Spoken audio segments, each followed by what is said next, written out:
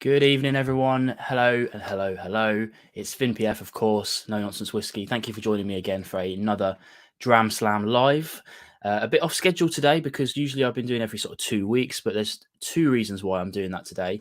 One is because I was actually going to be on holiday next week anyway.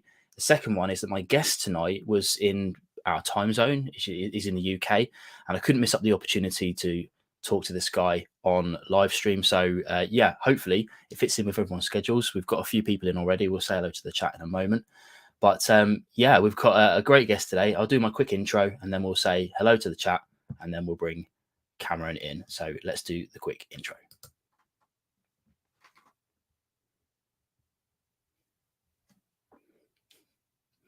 There we go. Intro done. Again, thanks everyone for joining me on your Monday evening. Hopefully this Monday's working for you. Live streams on Mondays seems to be working for me all right. But I want people to be able to watch it live, especially. I'm grateful to people watching it on the replay, of course, as well. So I'll say hello to you if you're watching this in the future. Let's get into the chat, say hello to the people that are here early, and then we'll bring on Cameron and have a good old chat.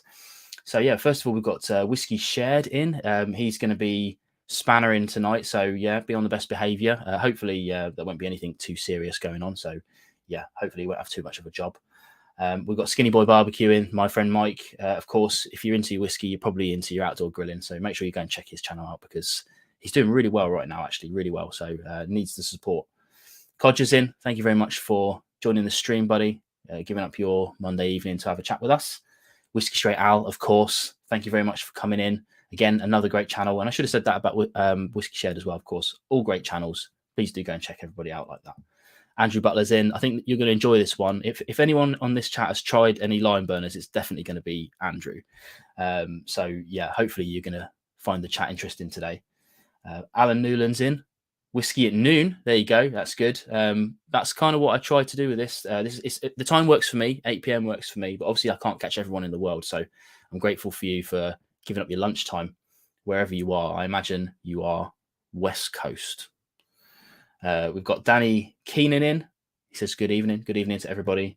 David Owens in, of course. Thank you very much for joining it as usual. Fraser Thistle as well. Thank you very much, everybody. So without further ado then, I'll bring in Cam and we'll say hello. There you go. Hey Cam, how you doing? Yeah, good. Thanks, Vin. Great to be here. Yeah, it's really good of you to be here as well. As I was saying in the intro, I got an email a couple of weeks ago saying that you were in London.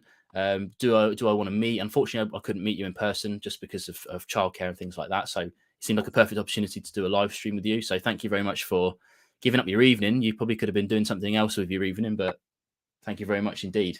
I don't actually know that it's going to be that much different from normal. Anyway, all good. Yeah, it might give you a good excuse to get an early night once this knocks off, right? So, talking of which, if anyone in the chat has any questions throughout this for Cam, then absolutely fire them away at me, at No Nonsense Whiskey. I don't think it's going to be so super busy in the chat that I can't catch it, but it's the easiest way for me to see it is with the orange. And I'll fire them out. I've got a few questions myself, but the big one is that we're for the first time in a live stream, I'm not actually sharing the same dram with you, are we? Because of the nature of how we're meeting up, we weren't able to get any in my hands. But not a problem. I've got some No Nonsense whiskey in my glass, and I'm pretty sure you've got some lime burners, right, Cam? I've definitely got a glass of lime burners here. Yeah. As I was saying earlier, Andrew, he says I've only got one bottle of lime burner so far, but I think that's still pretty good. Pretty good for this side of the world. Absolutely. Yeah. And hopefully we'll get into later on in the stream. We'll get into how you might be sort of breaking into the UK market. That'd be nice. Nice. Okay, then. Well, the first thing I always ask people when they come on live stream is usually about your whiskey origin story. Now, as we'll get into a bit later, you've been in the whiskey making scene for a couple of decades now. But how did you get into whiskey in the first place as a fan, as a drinker? Well, as a young guy, if I'm totally honest, and probably like most Australians, and I would think around the world, bourbon and Coke was my intro to whiskey. I didn't particularly like beer. You know, we're talking late 1980s, and didn't have the great craft beers we have now, and didn't really like wine from the acidity. A mixed drink was definitely what I was into. And probably, high alcohol was what I was looking for. I was looking for the effect. Yeah. So yeah, spirits of all sorts were I guess my go-to. Vodka, gin, whiskey. So I definitely preferred the product over anything else. And then I grew up on a barley farm. We grew barley where I grew up, about 3.5 hours north of Perth in Western Australia, and we made malting barley. We grew that, and I sort of thought, well, I love whiskey, and I preferred bourbon at that stage over single malts, and it's the other way around now. And I thought, well, Australia imports all this stuff. We import whiskey from Scotland, and we import whiskey from the US. Why are we making whiskey here in Australia? I just had never heard of anybody in Australia making whiskey at all. And I thought, well, there's got to be an opportunity here to do it. I know we've got good quality water, we've got great climate, we've got great grain. They're the key ingredients.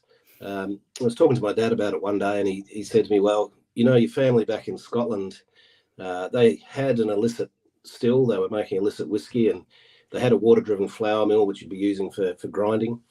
And the local police were offering a dob in your distiller and get a reward. Evidently, they needed to upgrade their boiler. The still was good, but the boiler was shot, so they stripped the distillery, left the boiler there. Very clearly was a distillery. Dobbed the location to the police and took that reward money and used it to buy another boiler to keep the distillery going. Now, that sort of appealed to the, I guess, the Australian character of thumbing your nose at authority a bit. So I thought, well, look, I've got family heritage in Scotland in distilling illegally. We've got the ingredients here. There's capability. Why don't we make it? So I guess that was the origin in it. Then to move from bourbon to single malts, I remember buying my dad a bottle of Glenrothes one day, and we sat down and we shared it, and sort of probably talked like we'd never talked before over this whiskey, and it really started to appeal to me as something. It was more than the drink; it was the social occasion and everything else that went with it.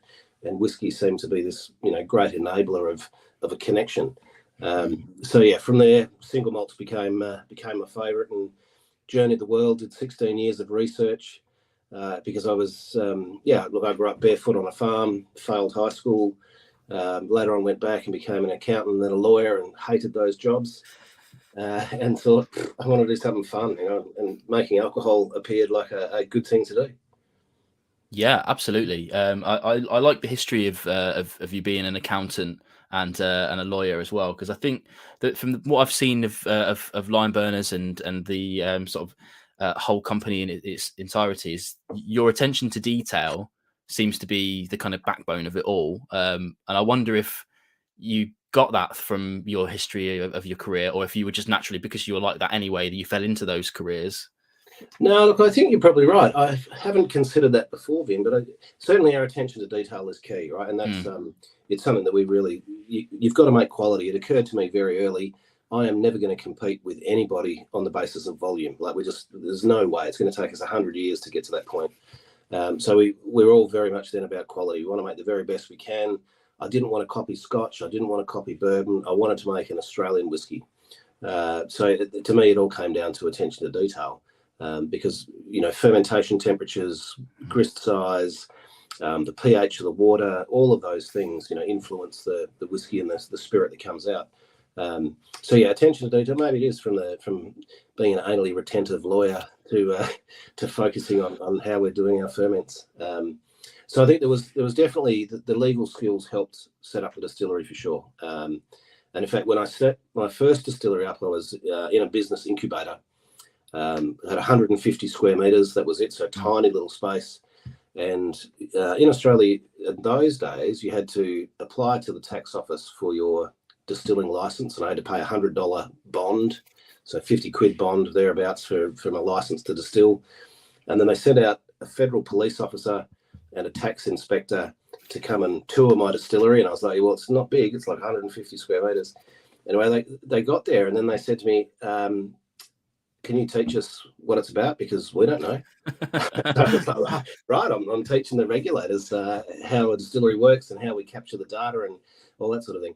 Now it's a much different process. We were whiskey distillery number 5 in Australia. We had Sullivan's Cove and Lark and Hellier's Road down in Tasmania.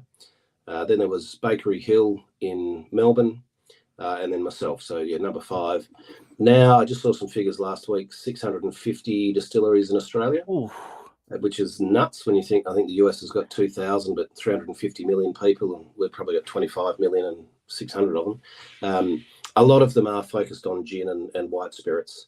You probably have a third that would be whiskey. There's some good rums coming out of Australia as well. Of course, we've got all this, sugarcane and natural product and all that sort of thing. So, but yeah, whiskey.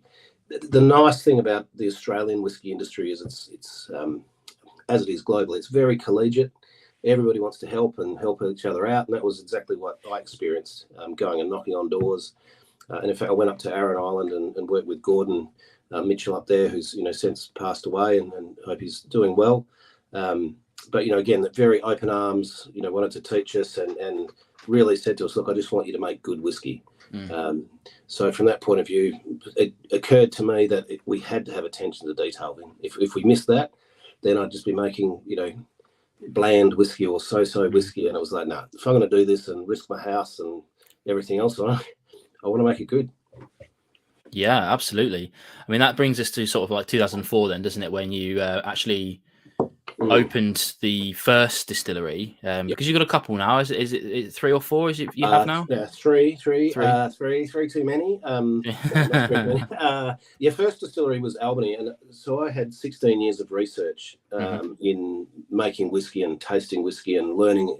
Because it's not a skill that you're just born with.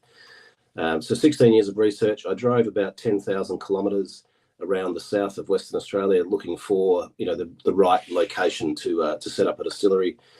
Albany, which is where I am, right down on the south coast, and in fact I've got forests and mountains and snow, and that's not snow on my mountains, but snow close to us, and great water from limestone aquifers actually in Albany. So to me, it just seemed to be that was the best place in WA for making single malt.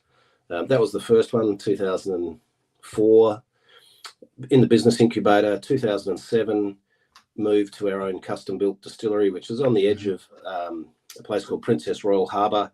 And some people say to me, look, it has a bit of an Isla sort of feel to it in terms of, it's almost like heath and heather and, some sort of hills and stuff in the background, a lot of water around.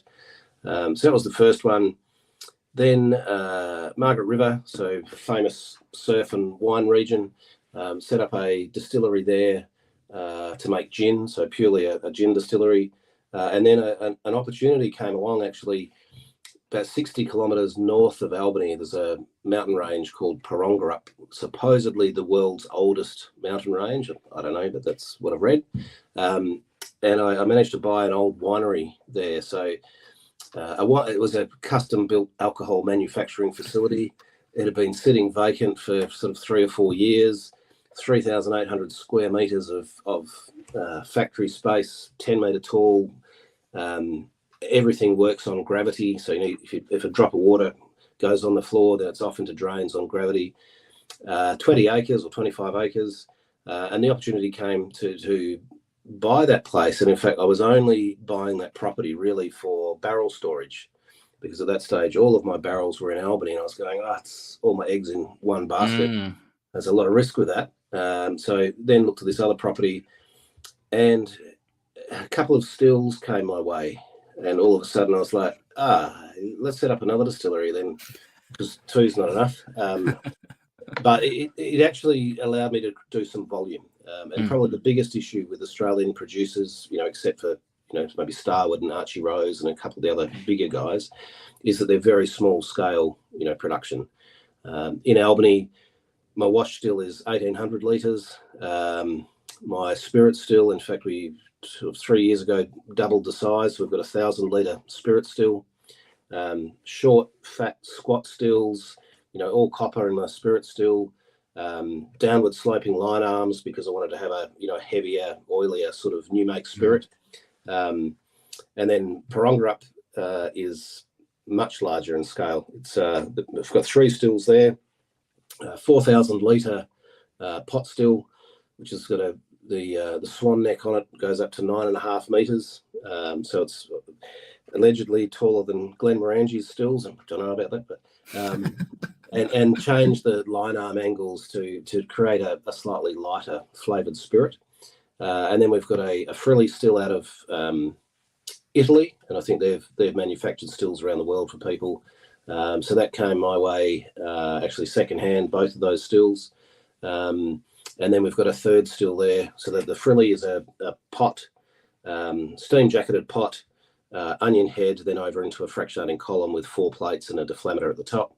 And then we managed to secure a still that had been made in the US, which has 18 plates and 2 deflameters. So we can use that, of course, for neutral spirit and change the plates we run through to create other spirits. So Parongarup, I guess, became an opportunity to try and create slightly more volume. And if I can create more volume for the same cost, that means then I should be able to get a product out to market, a bit more, what's the correct term? A bit more reasonably priced, I guess. Mm-hmm. One of the challenges for Australian whiskey is that because we're such small scale, everything's done by hand, our labour costs are high, it becomes a very expensive product at the end of the day. So certainly with Parongarup, it's allowed me to create that volume. And 2 years ago, middle of COVID, we launched a new whiskey, Dugite, which is a snake, and that's sub $100 a bottle, Aussie. So just sort of for 45 quid. Mm-hmm. And that to me was then something that everybody should be able to afford. Some of our whiskey is certainly 350 Aussie, so 175 quid, 200 quid and above. You start to appreciate not everybody is going to be able to get hold of that.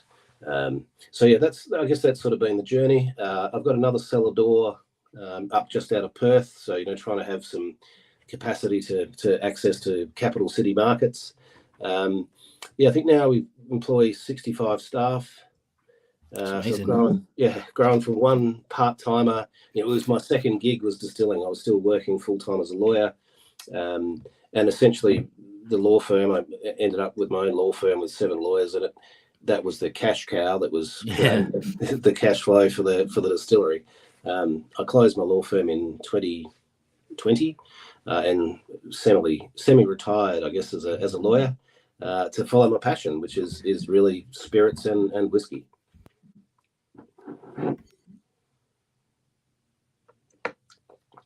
I've just lost you there, Vin. Yeah, that was me coughing. I put my mic on mute and then coughed and then put it back on again. It wasn't my technology. That's good. No, definitely. It's always me. That's an amazing journey that is as well, because from a sort of personal point of view, a couple of years ago, I looked into what it would take to actually open a distillery over here, but just as a little feasibility study to see if it was even possible. And I was looking at these eye stills. I don't know if you've seen these eye stills, the German eye stills, a fantastic piece of kit. Yeah. And it's probably the most affordable way of doing it, but the hoops that you have to jump through to even make it happen, and the plans that you have to submit that they can just deny at any moment. I was just like, I don't have a law background whatsoever, so I couldn't read any of the jumbo that they were. I'd have had to employ someone to do all that, and I was just like, this is for later on in life. Yeah, absolutely. Look, I think the way you're going at the moment, buying barrels of whiskey and then doing independent bottling, I think fantastic. Gets you into it, gets you that exposure. Certainly the economic model for distilleries are really tough. It is very long-term returns. I don't think we made a profit for our first 13 years. And if I remember going home to my then wife going, right, we've made a profit, here's $50, don't spend it all at once. So after 13 years of money going out and out and out and out and out, and then you have to continue to reinvest. We have this pursuit of excellence, or Japanese would be kaizen. It's continuous improvement, which does mean you always have to reinvest in it. Sustainability is something that's starting to be really, really important for people, and we've been investing in that for really from the start. So it becomes in fact, it's probably worse than having a boat. Everybody who has a boat tells me, whatever 1,000 is what it stands for. I think a distillery is not much different from that. Yeah, absolutely. I think you've either got to have a few million to start with, whether you get it from investors or whatever, and just buy like a turnkey system off someone, to get going straight away, or you have to do it really slowly, really small. I mean, my day job is all about Kaizen, continuous improvement, process driven technology. So yeah, I'm all for it. I understand. Yeah, I get it. And it's if you can do that year on year, maybe one day when you fully retire, you might actually see some flow coming the other way from it. But that'd be nice. I think my kids might benefit from it. Perhaps they'll be the ones who go, "Yeah, thanks, Dad. That was a great idea." Yeah. But look, in the early days, it's interesting if anybody watches this who is thinking of setting one up. I spoke to Bill Lark, who's certainly a legend within Australian, distilling industry and a whiskey Hall of Fame guy. And he said to me, Cameron, you can spend millions of dollars, or you can bootstrap it. Be really clever with your money. My brewing equipment I built myself. I had converted from dairy vessels. The only things I bought new were a couple of stainless steel fermenters. Everything else I had was secondhand, and I spent a lot of time and effort. Even the mill, actually, I was looking for a mill to put my grain through and had chased down, and I thought, I'm just going to find an agricultural mill. They use mills here for cattle feed and that sort of stuff. So I rang this secondhand equipment dealer and said, I'm looking for a mill for cattle feed. And he goes, I haven't got one of those, but I've got a mill that's come out of a brewery from New Zealand. It's been sitting here for like 10 years, so you can have that for $1,200, 600 quid, and to get one now, it'd be $20,000. So there's been a lot of good luck along the way as well. There's that old saying: the harder I work, the luckier I get. Yeah, law of averages, right? If you work hard enough, you're bound to hit a few good notes at some points. Yeah, absolutely, 100%. Okay, so you've got at that point in time, you've got one distillery. That's the Albany one you said. That's where your Lime Burners comes out of, right? That's correct. Yeah. Yeah. And that's I would say that's probably the most famous one from my point of view. That's the one I'd heard of, and there's a few people. Someone else said they'd got a bottle as well. My boy Mike, Skinny Boy Barbecue. He says he's had one. He's a whiskey fan, but he's not like I would say he's not into it as much as I am. Put it that way. And for him to have even had a bottle is amazing. I love that. I didn't know that. If you still got it, have you still got it, Mike? Let me know because I'll be round. The thing is, I can get my marketing guys to make sure we send you something, Vin. Amazing. Yeah. Well, this is the funny thing because while we're trying to book you in and trying to get you on the show, I was racking my brain because obviously I'd heard of Lime Burners, and I'm almost certain I've tried it, but I can't for the life of me think where or when or which one it was or anything like that. So I basically was like, I may as well just say I haven't because I'm sure I have somewhere. It must have been in a bar somewhere. Because you're here, you're over in the UK. It is. Yeah. We've had a couple of pallets sent over here. Masters of Malt had bought a couple of pallets off us. Adam Brands of Boutique Whiskey Company have just sort of released one it's a cracking whiskey. It's a cask strength. So yeah, it is available here. Perhaps not in the volumes that any of us would like it, but I'll keep chipping away at that. yeah, and people might find it on like auctions and whatnot. I mean, I don't talk about auctions very often because it's not my bag, but I know a few of the guys watching will probably this be the first time they've heard of the brand, so hopefully they'll go looking. So Lime Burners, you've been now producing that. Was it called Lime Burners to start with, or did you? Yeah, it was. Well, Great Southern Distilling Company is the name because the Great Southern region is so that's a geographic indicator, an appellation. It's quite a large wine region. Great Southern Distilling Company and Lime Burners. I was driving down the road one day near the distillery, thinking I need a name for my whiskey. And I drove past Lime Burners Road, and I was like, what's Lime Burners? So I did some research. Couple of kilometers from the distillery, and they used to send the convicts down there to build these kilns and burn seashells and limestone together to create lime for cement. And the fresh water source that they used is actually the same water source that we use. So it was a bit of a nod to Albany's convict heritage, and certainly it is a National Trust heritage listed place, Lime Burners Creek. So I just thought, look, Lime Burners to me, I was a little bit reluctant to start with because it's got burn in it, and you don't want to have a burning whiskey. That's not it. But I just thought, no, look, it's a solid name. And now that I've researched more lime burning, of course, it happened all around the world. In our early days, we had a Canadian ice hockey team approach us going, hey, will you sponsor us? You're a whiskey company. We're the Lime Burners. I was like, yeah, sorry, guys. I don't see Canada as a massive market for me yet. That was Lime Burners. Source our water from so wearing my marketing hat from limestone aquifers that are deep under the ground underneath the distillery. If I take off my marketing hat, we use Albany town water, which comes from these limestone aquifers under the distillery. But certainly the research, Jack Daniel's limestone, water source. So I think and from a brewing point of view, the hard water, so waters that has mineral in it, is actually great for the yeast. The yeast needs those minerals really to be able to grow and propagate properly. So a very hard water source, great for making whiskey, not so great for having a shower in or anything else. But very, very good for that. And in fact, my history research now, Charles Darwin came through Albany when he was on the Beagle doing his sort of, round the world trip.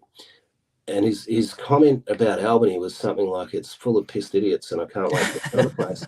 Because I think there were 4 or 5 breweries there at that stage. No whiskey distilleries in Australia, in Western Australia before me. There was one that was, and in fact, so I'd say no legal whiskey distilleries. Mm-hmm.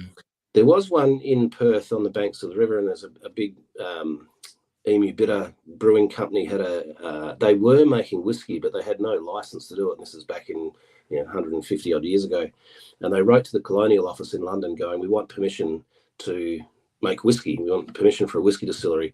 And the Colonial Office wrote back and said, no way. There's already problems with alcohol in the colony. We're not going to have a whiskey distillery there. So thankfully for me, nobody else had ever tried it again since then. Spike, a friend of mine up north who makes rum, he did do a bit of corn whiskey to start with, but certainly in terms of single malt, nobody had tried it in WA. Nobody had given it a crack. And I just thought, lime burners, I thought, went well with that because it was that connection to our past. Absolutely, yeah. I think that's the crazy thing about sort of Aussie whiskey is that it's the concept has been around for a few decades, but really in terms of getting out into the mainstream, it's only really started happening in the last decade. I would wager, but it's just exploded so massively and become it's this huge thing. I mean, what did you say? 600 odd distilleries. Okay, not all of them whiskey. Yeah. But I watched you on an interview that was only 2 years ago, and you were saying there that there was like 350 distilleries. That was like 2 years ago. 2 years ago, yeah, absolutely. It's gone absolutely nuts. And interesting for me, because I didn't know at all. I just thought Australia had no distilling history. But in the 1920s, Australia was the 4th largest whiskey producing nation in the world. Largest whiskey producing, in the Southern Hemisphere. And certainly India makes a lot of whiskey. And then United Distillers, who evolved into Diageo, the world's largest spirit company, they had a very large distillery in a place called Corio, just out of Melbourne near Geelong, and I've been there. I've visited that distillery, or the old distillery. It's all even the barrel store, all brick buildings, and the barrel stores are vaulted ceilings on the inside. So the cost to create vaulted ceilings just for whiskey barrels to be stored in seems unfathomable. But there were a lot of distilleries at that stage. As the lawyer whiskey geek, I went back and researched a thing called Hansard, which is the record of Parliament. And in, I think, 1906, there was 103 distilleries in New South Wales. So there has always sort of been, this history. But then United Distillers came over and slowly bought the distilleries and then just condensed it into one very large one. And in the 1970s, I've been told if you walked into an Australian pub and said, I want a whiskey and Coke, you would have been given an Australian whiskey. You had to ask for Scotch or bourbon by name. Certainly by the 80s, 1986, when I finished high school, you walk into a bar then and say whiskey and Coke, you would have been given a Scotch because so Australia had forgotten this history. So I think it's a renaissance, of Australian whiskey now that's coming through. Yeah, and I think that's happening worldwide as well. Speaking as an Englishman, like there was a period of time in English whiskey where there was no distilleries at all. Like the last one closed in the early 1900s, then they didn't open up a new one. I want to say the English Whiskey Company was the first one, and that must have been early 2000s as well. So yeah, we had a gap where it just wasn't happening. And I guess the dominance of Scotch and Irish worldwide, people didn't need to make it, I guess. But like you said, I mean, I think I always talk about the bell curve of whiskey, and the kind of influence as worldwide, and I still think we're on the up, just about. But we must be getting close. We must be getting close before it starts dropping off. It's interesting for me, and I was looking at our largest export market is China. And I think there's something like 320 million people coming off legal drinking age in China within the next 5 years. So, yeah, that's a lot of people, and whiskey is getting more appreciated there. And in fact, they have Baijiu, which is a sorghum, so it's another grain. So it's a Chinese whiskey. So they do have this, millennia of history with their own. And I think that they're now starting to appreciate whiskey. The interesting thing for me, Vin, with whiskey distilleries popping up around the world, is we're going to find, like you have with wine, this terroir, the feel of the place of where it's come from, the influence of where the whiskey's made coming through into the product.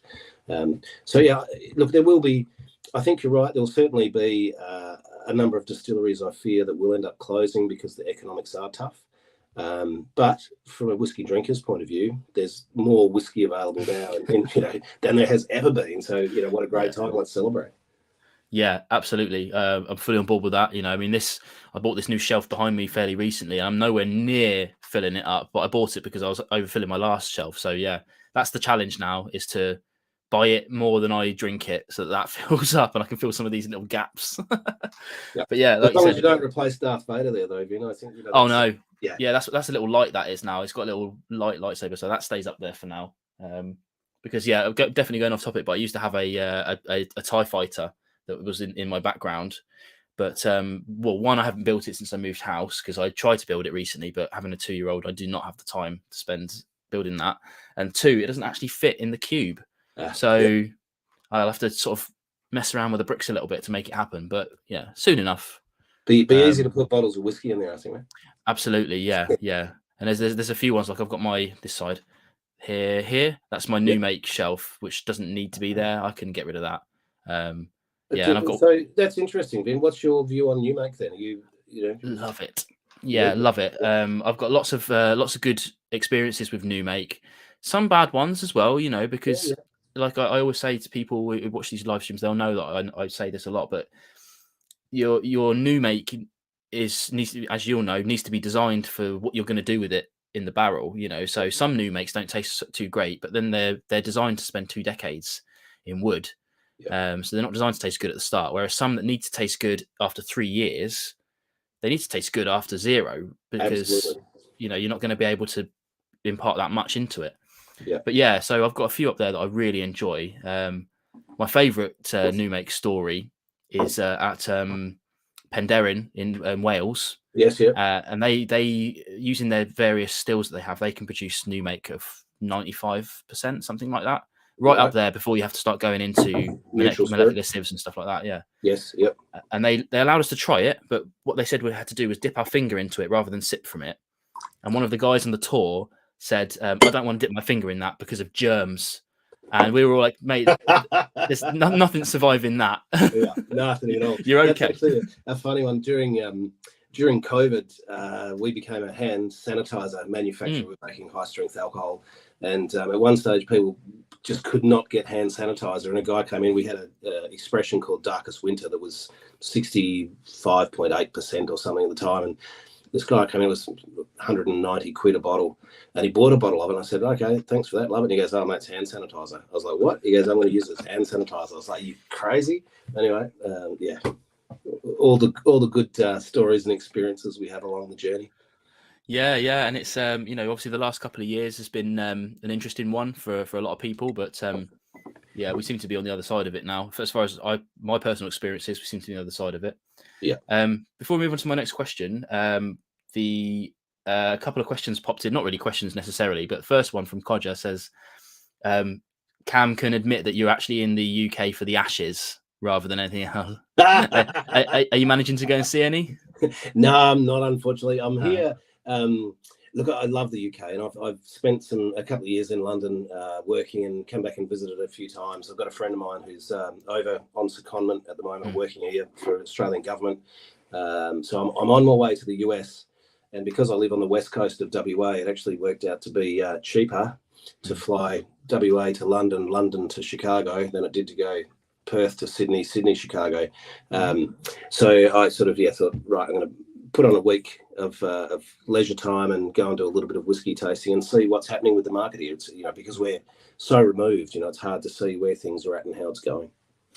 Yeah, absolutely. And the other one, I think we'll get into this a bit later, but Sandro's asking what your availability is like in Europe. So obviously we're coming from a UK perspective, but Europe wide is probably going to be quite difficult to get hold of line burners right now. Right? It will be at the moment. Yeah, look, we are chipping away. And look, from my point of view, I guess setting up a whiskey distillery, the key thing for me was to go, am I making quality? Like, is this good? And my mission was to make spirits that could compete at the highest international levels. So, do I want to be the best ever? Nobody's ever going to be the best, but I want to be able to compete and proudly compete with the best. So, we're now 20 years in, very comfortable with the quality of the whiskey. So now, and we've got the volume. We've now got enough whiskey in barrel that we can look at it. Although, I do have to allocate whiskey to markets and go, no, I'm sorry, I can't. We had an approach from a Scandinavian country who wanted us to send them 40-foot container loads of whiskey, and I was like, no, because that would be everything that I would be producing. So yeah, we will. Germany I've been there. Great market, great people. Had some fantastic times. Went out to a whiskey event in Leipzig. So Germany will certainly be on it. And look, possibly, if I'm crystal ball gazing, I'd say, look, wherever Whiskey Live is, then fair chances that we may well be showing up there. Fair play. No, that's good. That's good. Yeah, I certainly hope to see you more and more. Moving on from line burners a little bit then, because it's not the only whiskey you produce. Obviously, you've got a gin distillery as well, but for the sake of this audience, we'll probably skip over that a little bit. Yeah. Yeah, I'm sure people will be interested. Personally, I've never really found a niche with gin, but that's just me. Well, if you ever want to really upset people, you just have to say gin is flavoured vodka. That's exactly what it is. You start with vodka and then you put flavour back into it. So, for me, gin allows you to experiment. It's like perfume, but really the heart and soul of things is whiskey. It's a much more organic product. You can manipulate gin to create a good product by what you do with it. Whiskey, when it goes into the barrel, you are in the lap of the gods then as to how it comes out. I think look, whiskey. My job is now going to be global sales, looking at exploring and expanding more markets. France, I think the world's largest consumption or consumers of whiskey. So that we'll be hitting those or approaching those key markets. Again, our issue is going to be we won't have the volume that the markets would like. So we need to find people who appreciate the whiskey and the brands and, find access to market that way. Absolutely. Then I guess the third distillery then, that's you're gonna have to pronounce that word for me again because it looks like I can't pronounce it, but actually it's quite phonetic, right? Yeah, Parongarup. Parongarup. Yeah, we call it Tiger Snake. That's easy thing. It's the Tiger Snake distillery, and the whole reason so that's a bourbon. I can't call it bourbon. It's a whiskey that's inspired by the great Tennessee and Kentucky whiskeys. Yeah. Because I started my whiskey journey in bourbon, I really actually had a passion to make bourbon. As a young guy, that was where my journey started, and then I started to appreciate the finesse that single malt has, and I was like, nah, the single malt's where I'm at. So we do, the third distillery there, 30 acres now, 25, put another 5 acres on it, so 30 acres. It does give us some volume, larger stills, they're all gas-fired, steam boiler. So, the production there allows us to, create some volume, which is really what you do need in the market. And Tiger Snake, we do Tiger Snake, which is a bourbon, 60% corn. It's not bourbon, it's an Australian mixed grain sour mash whiskey. So we actually do a sour mash. I use open top wooden fermenters there. Albany is stainless steel, closed top, keep everything sterile. Parongarup, so because I've been distilling already for 12 or 13 years by then, I was like, no, I want to have some of the funkiness. I want this to reflect the region and the place where it is. So we open the doors up. We've got these massive sliding doors that are 7 and 8 meters tall, and we open them up, and that allows pollen from the trees to come in, what we call microflora, and that pollen will then settle, on the ferment, and the yeast will interact and react with that and lead to additional flavors that come through. And it definitely smells sour. It's a much, much sourer smell in the ferment. So that's the third distillery, Tiger Snake. And the reason we gave it that name, I'd actually made Tiger Snake in at Line Burners because we did some sour mash whiskies there a while ago. And I was thinking, again, I need a name for my whiskey. I can't call it lime burners because that's single malt. You couldn't mix single malt and mixed grain. That's just no, that's offensive. And then I pulled up at the distillery on a Saturday morning, and a police car went past and turned around and came back, and 2 police officers get out. One's got his hand on his gun, and I'm saying, guys, it's okay. I own the place. I'm allowed to be here. And they go, no, you've got an unwelcome visitor. Look. And there's this tiger snake going down the back of the distillery into my barrel store. And then when I looked at the Prongrat property, went to go and inspect it, I took my then wife out with me and said, look, we haven't made any money yet, but we've got 2 distilleries. Can I please do a third one?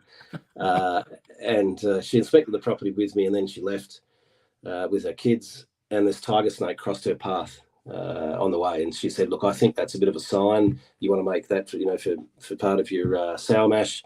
So we get lots of snakes out there. We've got swamps and all sorts of things around us. I've had 5 tiger snakes at my house this year. And yeah, if anybody who does, tiger snakes are highly venomous. I think that 1 drop of their venom is enough to kill 250,000 mice or something. So you don't want to mess with them. And they flatten their heads out like a cobra does. So when they're angry and they rear up at you, they'll have this hood, and it makes the hair on the back of your neck stand up. So yeah, lots of snakes there. I've had them wrapped around my feet walking downstairs. I've had a worker cornered by one. So yeah, it's not your usual occupational health and safety issue. I was about to say, I mean, a lot of people know my day job is in batteries and electric vehicles, which have their own risks. So I mean, health and safety a lot, but I never have to consider wildlife or, well, especially being in the UK, right? The worst that we have is an adder. So, I think it's poisonous, but not venomous. I can't remember which way around it is. Someone smarter than me will know. But yeah, even that, you've still got like a day to get to the hospital before you have any serious effects. Yeah. Okay. Yeah. Not these snakes where I come from. And in fact, we have a death adder, and the death adder, it's short and fat and squat. Like, it looks like it's a lazy snake, but they have the fastest strike rate of any snake in the world, and it's quicker than you can blink. So this thing could bite you and be back by the time that you blink. You wouldn't even know. And again, yeah, highly poisonous, highly venomous. But fortunately, snakes are more scared of us than we are of them. So yeah, I went off this year and learned how to catch snakes. So I'm a certified snake handler. And yeah, I'm not scared of them anymore at all. I unfortunately lost my daughter's dog, got bitten by a snake at my place this year, a tiger snake, and passed away. So yeah, they're there. It's a workplace hazard. Yeah. And I like to think they're just coming in because we call it tiger snake. They want to make sure we're keeping our quality standards up. Yeah, I think, to be honest with you, I think if I was over there, that's exactly what I would be calling it as well. So it's something that's pretty cool, to be fair. And as a fan of bourbon myself, I didn't start with bourbon like you did, but I did find my way to bourbon.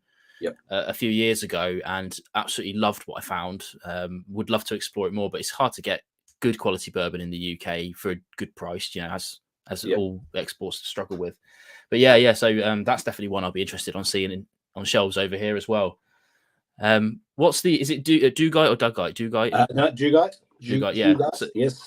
So what's that in comparison to the? Okay, so Dugite it's a secret blend of our sour mash mixed grain whiskey and single malt. So we distill single malt out in Prongrat as well, but because the scale is bigger, we can manufacture it at a better economic cost.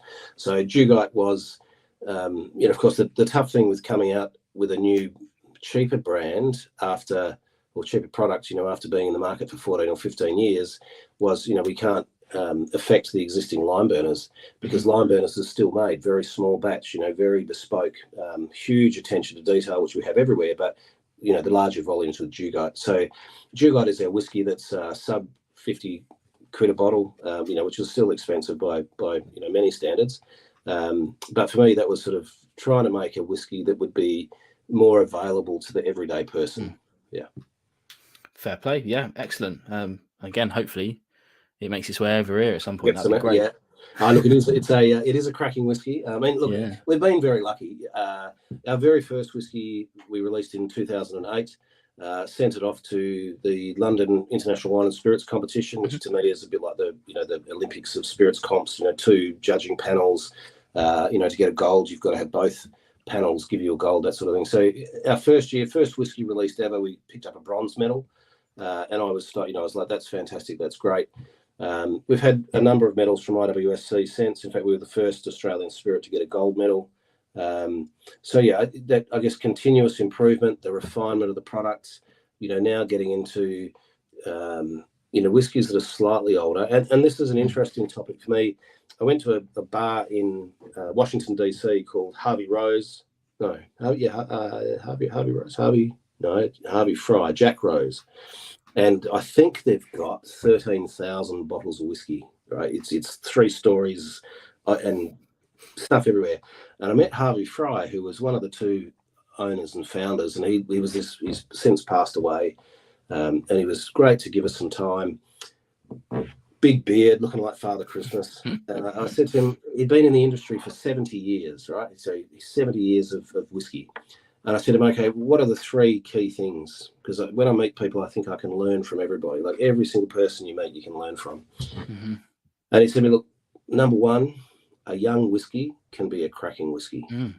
And I thought, for somebody who's been in the industry for that long, obviously the older the whiskey it is, yes, they can round out and mellow out, but quite often the barrel can overpower, the flavour of the malt or the base spirit underneath. So, that was his number 1. His second thing he said was that he thought the barreling strength should be higher. And I wasn't aware of this. He was saying, look, up until the 1970s, distilleries would barrel at pretty much 72% as it comes out of the still, as your overall heart cut. And then he said, then somebody came up with an idea of actually no, 63.5 or 64% for barreling. And in some distilleries now, of course, barrel at a much lower ABV, even some are sub 50% or 50, 100 proof, sub that. So we're certainly experimenting now with some different strength spirit going into barrel. And in fact, even within the rum world, having looked at that and learning, some rum distilleries barrel a certain amount at high ABV, a certain amount at low ABV, and then they blend it at the end because you're getting different characteristics. So yeah, it's I think as we continue to grow, as we continue to put stock down, have more barrels, and because you need a particular type of barrel to let your whiskey age for a long time. There's no point using a brand new barrel because in 3 years that whiskey is going to be heavily oaked. If you've got an older, tireder barrel, then you can have it sit there for a decade, 2 decades, and it will work its magic with the wood over that time. Yeah, absolutely. And I suppose you've got to be careful about climate as well. I'm not sure what sort of temperatures you're getting, but I can't imagine it's as cool as it is here. Actually, I think we're cooler. Oh, okay. Yeah, cooler, believe it or not. So for me, summer, usual summer day might be 23 to 28 max. So a little bit like, London from that point of view. But night times will get down maybe to a max of 13 or 14. Winter, quite often I'll have days that we don't get above 10 degrees C. And it is cold, or the wind blows directly off the Antarctic up to us. And actually Albany, where I live, if anybody gets a chance to go there, you should come. It is an amazingly beautiful place. The scientists have been able to match up the cliffs. We've got massive granite cliffs that fall into the ocean, and they can actually match those cliffs perfectly with the cliffs in Antarctica from when it was all that one big Gondwana land. So we get lots of cold. In my early days, somebody reviewed one of our whiskies and goes, "Oh, these guys are, making whiskey out in the desert, and no wonder it tastes like shit." And I was like, "Oh, thanks for that. That's great." And I was like, "But I'm not in the desert. I live where there are forests and trees and mountains and snow. So, Australia is not just outback and desert. Particularly the whole, of that south from the whole country is really amazing country." Yeah, I mean, I'd love to get out there one time. It's not cheap to fly over, as you know, but one day I'll be over there because there's plenty of whiskey going on now. I could do a good long tour. Oh, look, there is, and the interesting thing to me too is to do something like this. Of course, I want to talk about my own brands and we're making great whiskey, but I really need to also be talking about brand Whisky Australia, because there are phenomenal whiskies coming out. You've got people who are incredibly passionate.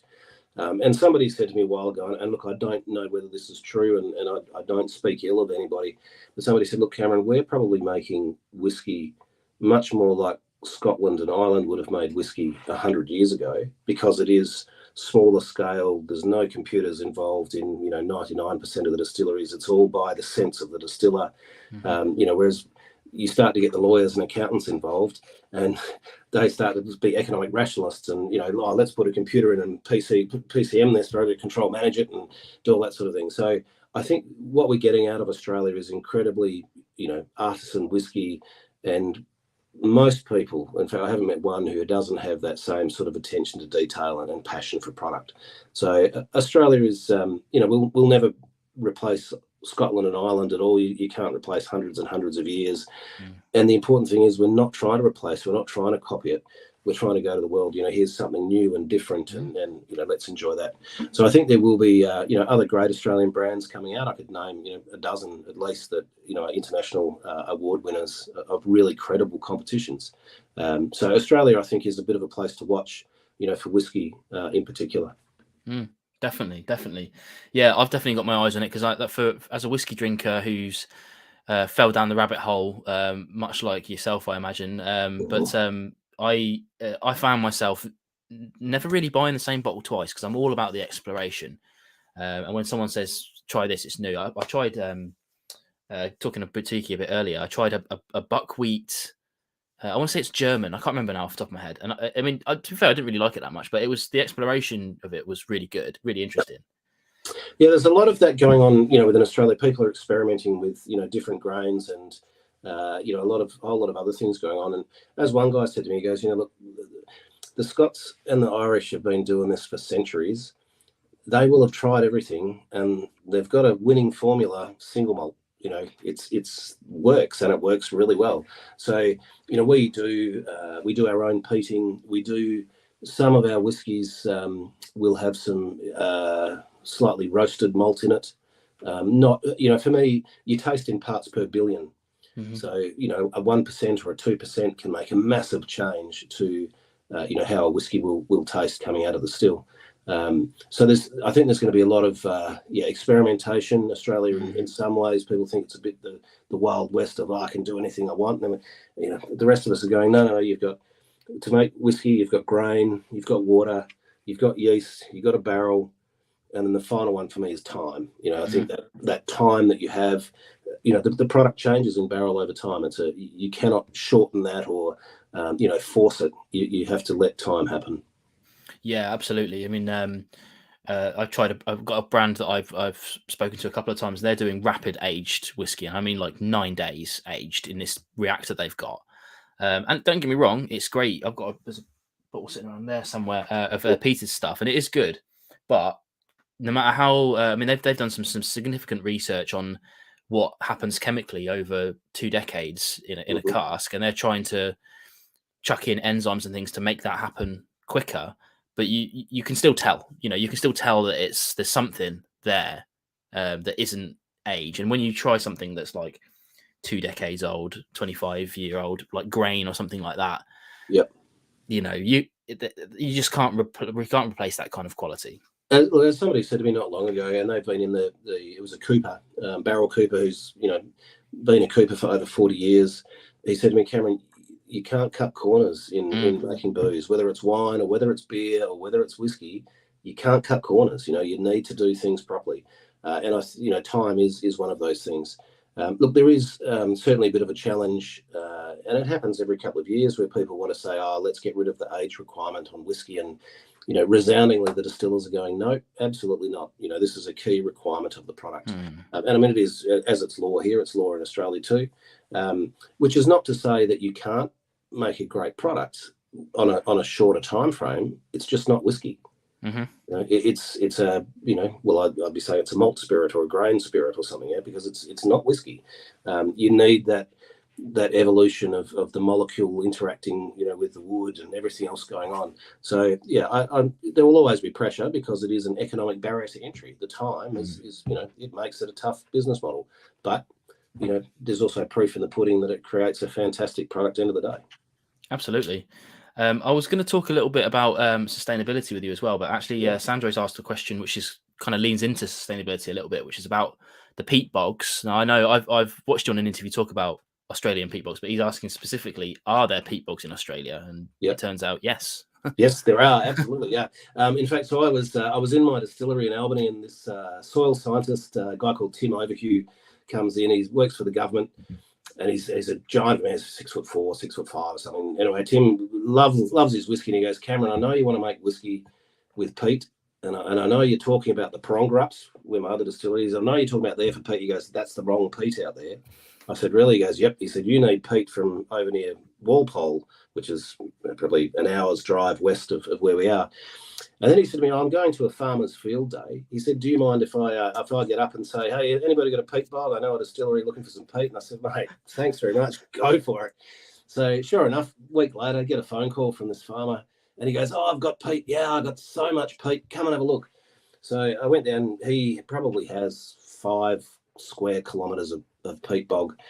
And he does not allow me to say where the location of this place is. He wants to keep it secret because he has marron, like freshwater crayfish, growing there as well. So otherwise all the poachers come in.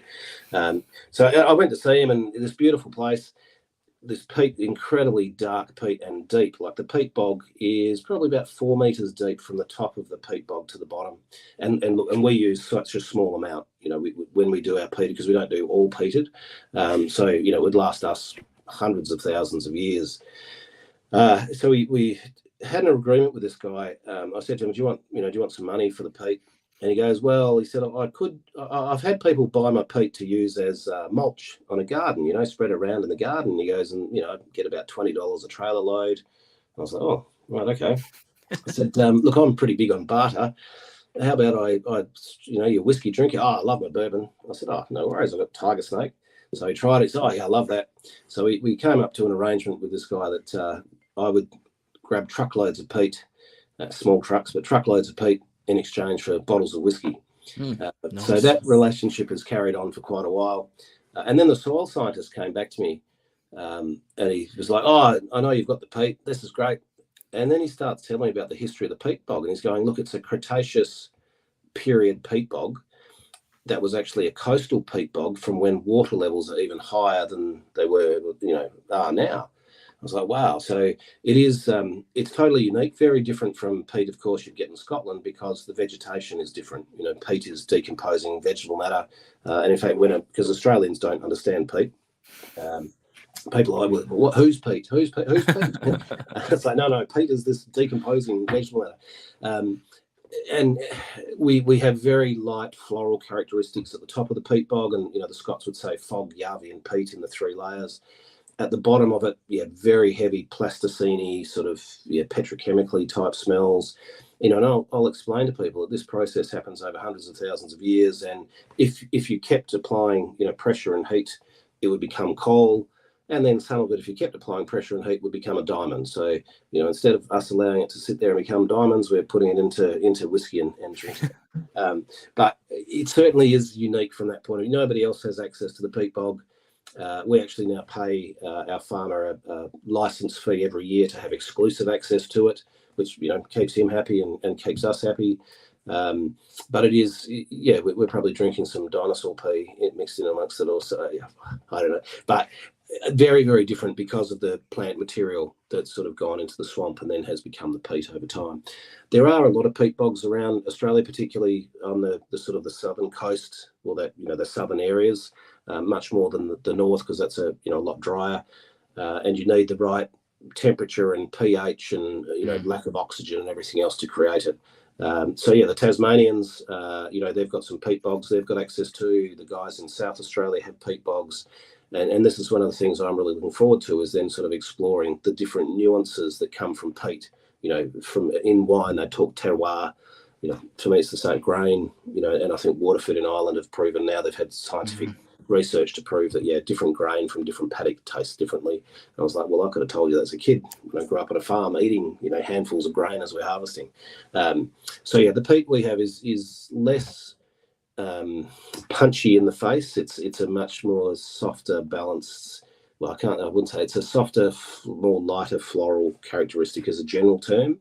We can load the peat up, because people who love their peat will say to me, oh, Cameron, your peat's, I love it, it's great, but it's not as heavy as some of the big Scottish ones.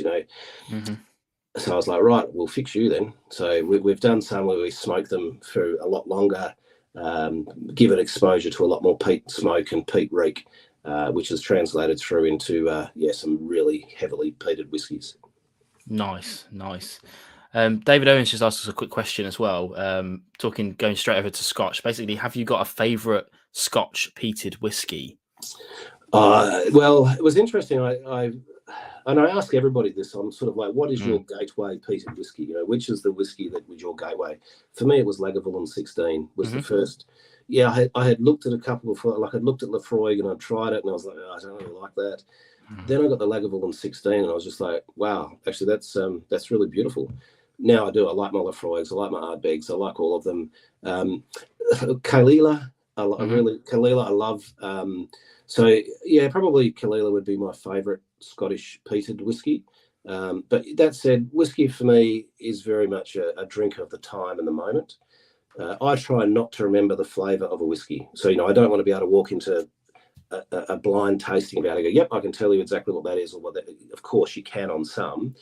I want to try and remember the flavours with the experience and with the people that I'm having it with. For me, whiskey creates memories.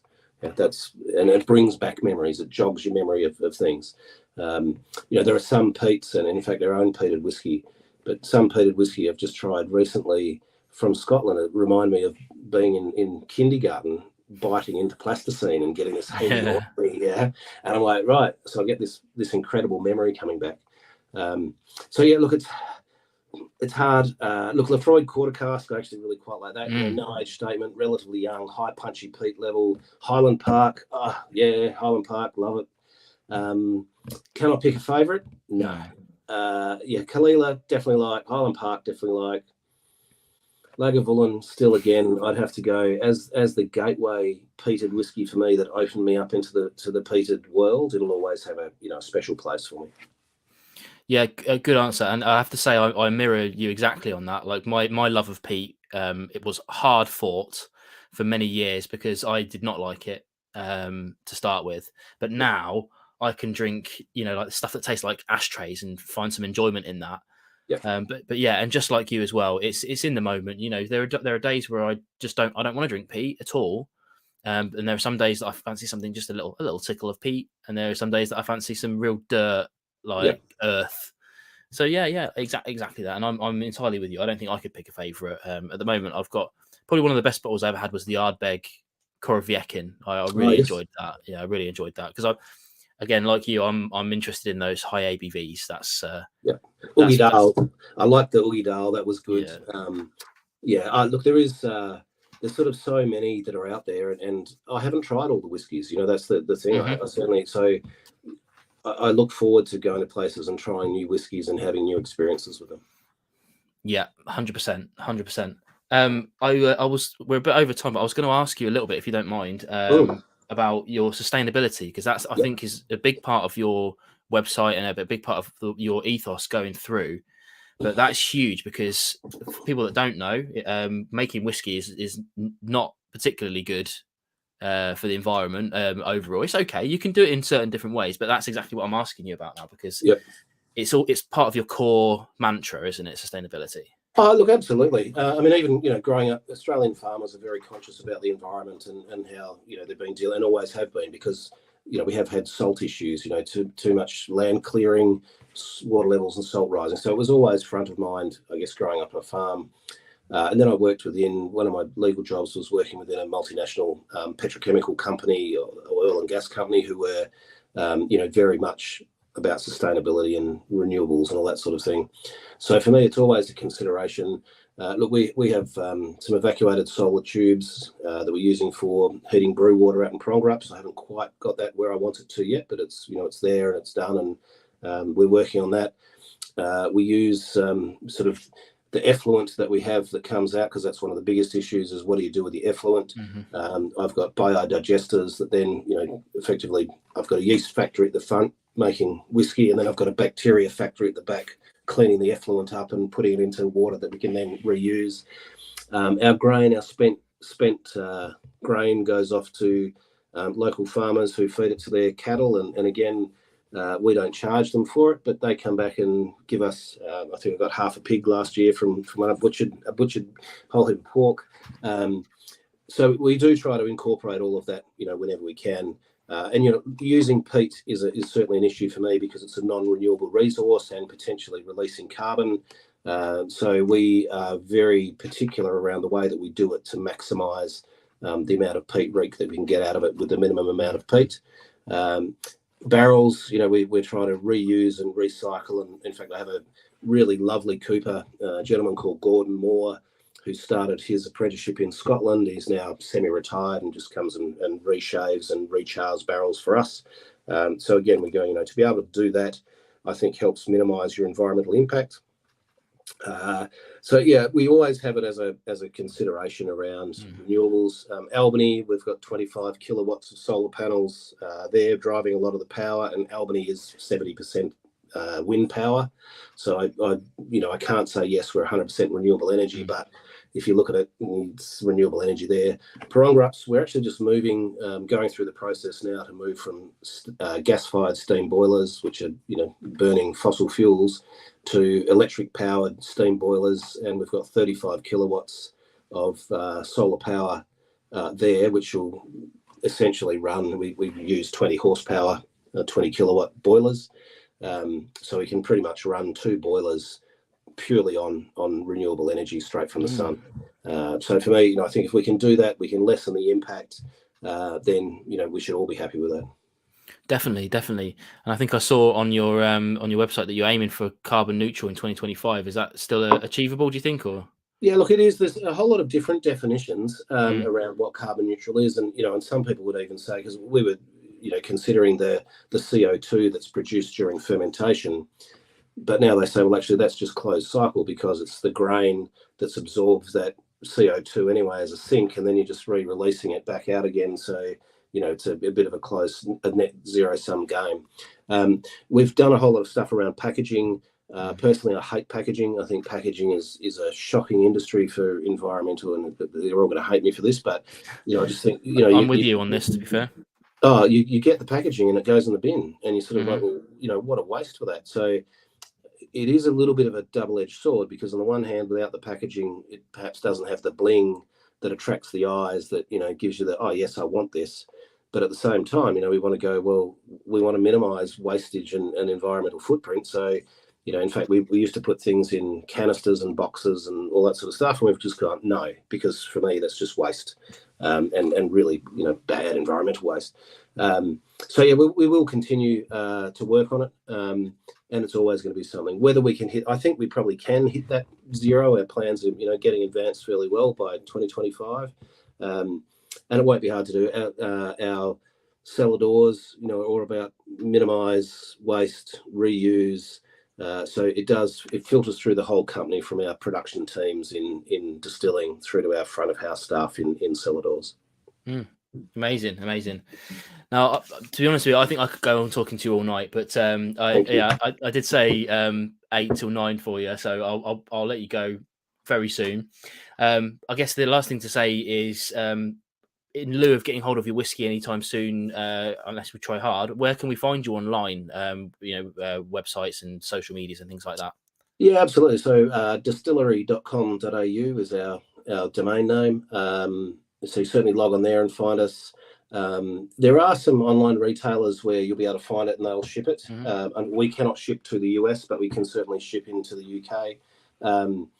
So yeah, social media, I think we've got a few brands. So Lime Burners or Tiger Snake or Giniversity's the gin brand, not that that's of interest to our audience today. So yeah, I think if you search Lime Burners on Insta or Facebook, you'll find it, no worries at all, and you should find a fairly good amount of coverage there, because we've been going for 20 years. Yeah, absolutely. I think it's a good one.